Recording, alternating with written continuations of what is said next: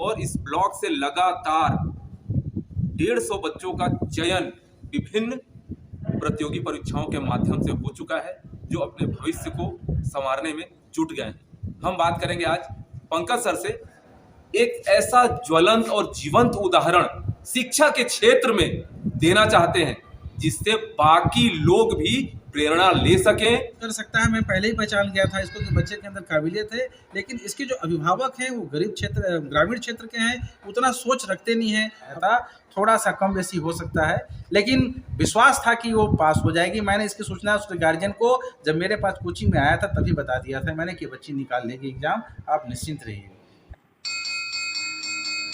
School जाबो school जाबो school जाबो जी, स्कूल जाबो स्कूल जाबो स्कूल जाबो जी, पढ़बो ता खजाना असल पाबो जी, पढ़बो ता खजाना असल पाबो जी, जिंदगीला चमकाबो जी, माटीला महकाबो जी, स्कूल आ पढ़बो जी, जिंदगीला गढ़बो जी, छत्तीसगढ़ के नावला दुनिया में बगराबो जी, महू जाहू हो चाहे सबो जाबो जी, दुनिया बाबू सबो स्कूल जाबो जी, पढ़बो ता खजाना असल बाबू जी, स्कूल जाबो स्कूल जाबो स्कूल जाबो जी, स्कूल जाबो स्कूल जाबो स्कूल जाबो जी, पढ़बो ता खजाना असल बाबू जी, पढ़बो ता खजाना असल बाबू जी।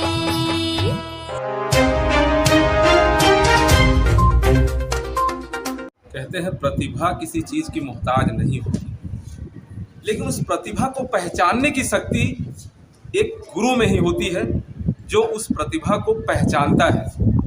हम बात कर रहे हैं छत्तीसगढ़ प्रदेश जो आदिवासी बाहुल्य अंचल है सूरजपुर जिले की, जहां उत्कर्ष नवोदय की बात की जाए, उत्कर्ष योजना की बात की जाए, एकलव्य विद्यालय चयन परीक्षा की बात की जाए या नवोदय की बात की जाए, पूरे जिले में अब तक एक ऐसे गुरु की मेहनत से तकरीबन 150 बच्चों का चयन हो चुका है।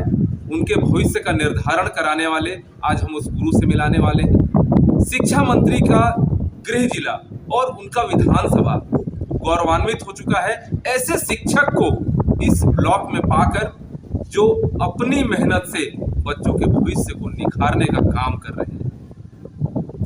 हम आज मिला रहे हैं उसी गुरु से जिनका नाम है पंकज सिन्हा सर, जो आज बच्चों के भविष्य को निखार रहे हैं और इस ब्लॉक से लगातार 150 बच्चों का चयन विभिन्न प्रतियोगी परीक्षाओं के माध्यम से हो चुका है, जो अपने भविष्य को संवारने में जुट गए हैं। हम बात करेंगे आज पंकज सर से और उनसे जानते हैं कि उनकी मेहनत किस स्तर पर है और अपना निजी समय कैसे निकालते हैं और कैसे समय को व्यवस्थित करते हुए बच्चों के भविष्य को गढ़ने का काम कर रहे हैं। ये कभी नहीं चाहते थे कि मैं मीडिया के माध्यम से हाईलाइट हूं, लेकिन हम इंडियन रिपब्लिक न्यूज के माध्यम से एक ऐसा ज्वलंत और जीवंत उदाहरण शिक्षा के क्षेत्र में देना चाहते हैं जिससे बाकी लोग भी प्रेरणा ले सकें और एक मिसाल बन सके हमारे सूरजपुर जिले के लिए और हमारे छत्तीसगढ़ प्रदेश के लिए। सिन्हा सर, आपका इंडियन रिपब्लिक न्यूज की इस खबर में स्वागत है।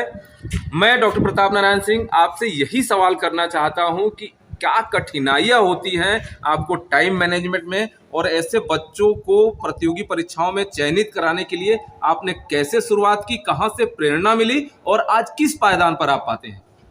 सबसे पहले तो आपको बधाई दूंगा मैं आपके न्यूज़ को, ये इसका जो आप खबर जो प्रकाशित कर रहे हैं उसके लिए आपको कोटि कोटि बधाई।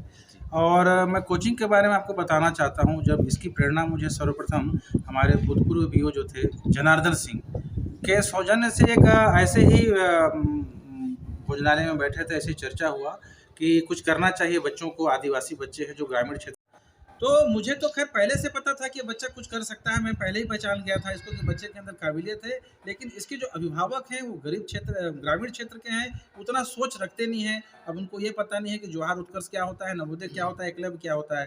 तो मैंने जान फूँकना शुरू किया था। हालाँकि उस समय तो पूरी जान मैंने नहीं फूँक पाई थी इसके अंदर, लेकिन कोशिश था कि मैं वो इसके अंदर वो आवाज़ डाल दिया था कि इसके कानों में वो शब्द गूंजना शुरू हो जाए कि कुछ करना है, कुछ करना है।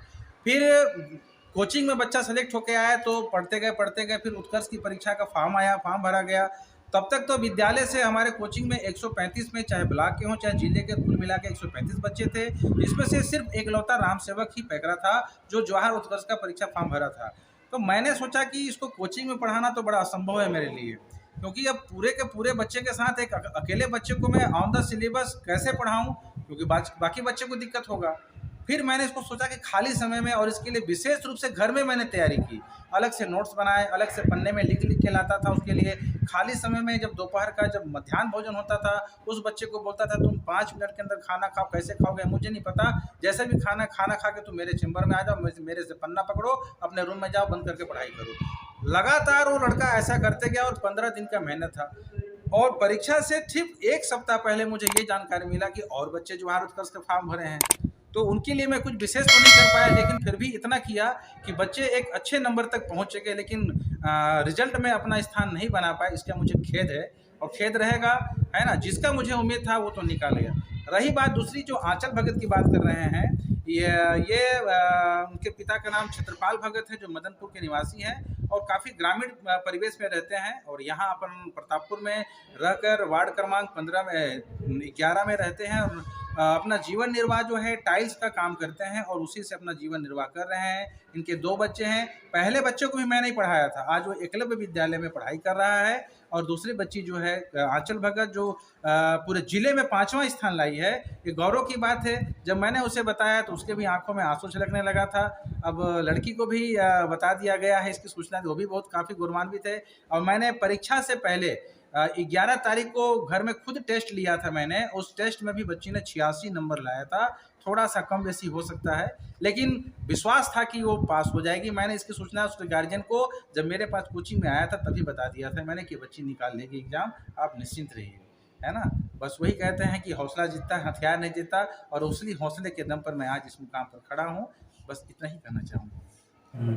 रेड्डी सर, ये हमारे सूरजपुर ज़िला जो आदिवासी बाहुल्य ज़िला है, यहाँ आदिम जाति कल्याण विभाग के द्वारा कोचिंग की व्यवस्था कराई गई है कई बच्चों के लिए, प्राथमिक स्तर पे, माध्यमिक स्तर पे, और यह व्यवस्था बहुत अच्छे से संचालित हो रही है।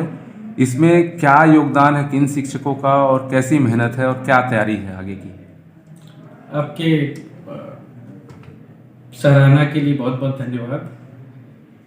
ये जो कोचिंग प्रतापपुर में संचालित हो रही है, जिसमें पूरे जिले के आश्रम के, जो पूरे जिले के आश्रम हैं, उनके चयन परीक्षा के माध्यम से चयनित बच्चों को हम तैयार कर रहे हैं 5वीं के स्तर पर, प्राथमिक स्तर पर जो प्रतियोगी परीक्षाएं हैं, ताकि उसमें वो अच्छा परफॉर्म कर सके, जैसे नवोदय विद्यालय प्रवेश परीक्षा, एकलव्य विद्यालय प्रवेश परीक्षा और जवाहर उत्कर्ष चयन परीक्षा।